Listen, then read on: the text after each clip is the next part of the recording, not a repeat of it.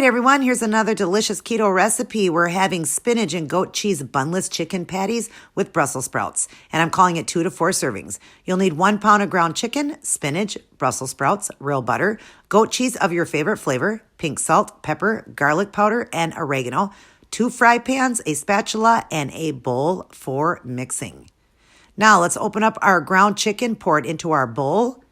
And then we're going to add over the top 2 cups of spinach. Break it up with your fingers or cut it up with kitchen scissors. And then mix it through really well with your hands. And then open up the whole pack of goat cheese, or you could use a half pack of cream cheese. Mix it through really well. And then let's season it up with heavily pink salt, light pepper, light garlic powder, and light oregano. Give it another good stir.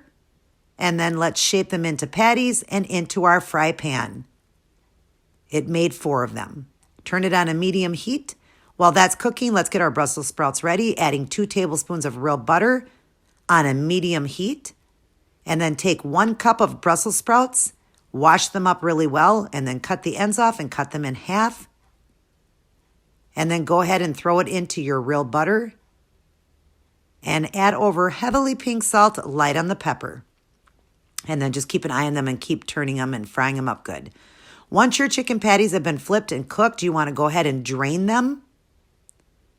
And then we're going to take the cover off, turn it on a high heat, and we're going to let them get golden brown on each side. Watch them closely. Also be watching your Brussels sprouts. You want them to be, nice and golden brown as well.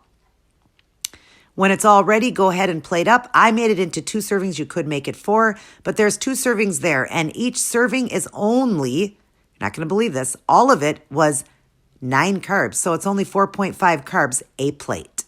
And this was delicious. And if you really wanted to, you could add it on one of those Joseph wraps to give it a little bit of a bread, but it would add more carb. Let's keep it keto, everybody.